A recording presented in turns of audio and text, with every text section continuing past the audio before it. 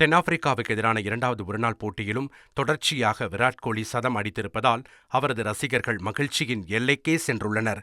தொடர்ந்து அதிரடி ஆட்டத்தை வெளிப்படுத்தி வரும் விராட் கோலி 90 பந்துகளில் தனது 53வது ஒருநாள் சதத்தை அடித்து அசத்தியுள்ளார்.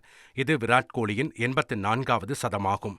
தொடர்ந்து விராட் கோலி 11 முறை 2 அல்லது அதற்கு மேற்பட்ட ஒருநாள் போட்டியில் இன்னிங்ஸ்களில் சதமடித்த ஒரே வீரர் என்ற சாதனையை தன்வசமாக்கியுள்ளார்.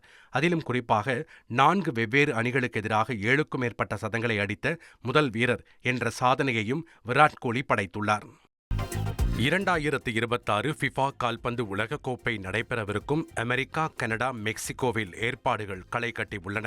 கோடிக்கணக்கான கால்பந்து ரசிகர்கள் ஆவலுடன் எதிர்பார்த்து காத்துக் கொண்டிருக்கும் உலகக்கோப்பை திருவிழா 2026 ஆண்டு ஜூன் 11 மெக்சிகோவில் உள்ள எஸ்டாடியோ அஸ்டெகா ஸ்டேடியத்தில் துவக்க விழாவுடன் நடைபெறுகிறது. இதன் மூலம் ஃபிஃபா உலகக்கோப்பையின் முதல் போட்டிகளை 3 முறை ஹோஸ்ட் செய்த முதல் ஸ்டேடியம் என்ற சாதனையையும் படைக்க உள்ளது. 104 போட்டிகள் கொண்ட இந்த உலகக்கோப்பை போட்டியில் பல்வேறு நாடுகளில் இருந்து தகுதி பெற்ற 48 அணிகள் பங்கேற்க உள்ளன. இதில் கனடாவில் 13 போட்டிகளும், மெக்சிகோவில் 13 போட்டிகளும், மீதமுள்ள 78 போட்டிகள் அமெரிக்காவில் நடைபெறவுள்ளது.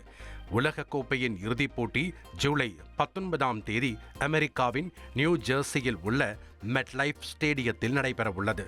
மொத்தம் 16 மைதானங்களில் போட்டிகள் நடைபெறும் நிலையில் சம்பந்தப்பட்ட மைதானங்களில் ஏற்பாடுகள் வேகமெடுத்துள்ளன.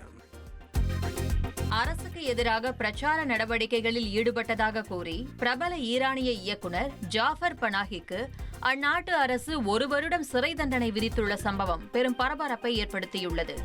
உலக அளவில் கவனிக்கப்படும் ஜாஃபர் பனாஹி கான்ஸ் திரைப்பட விழாவில் தங்கப்பனை விருது, பெர்லின் சர்வதேச திரைப்பட விழாவில் தங்க கரடி விருது, வெனிஸ் பட விழாவில் தங்க சிங்க விருது உள்ளிட்ட பல முக்கியமான விருதுகளை வென்றுள்ளார். இவர் அரசுக்கு எதிரான நடவடிக்கைகளில் ஈடுபட்டதாக கூறி 1 வருட சிறை தண்டனையும் 2 ஆண்டுகள் பயணத் தடையையும் ஈரான் அரசு விதித்துள்ளது.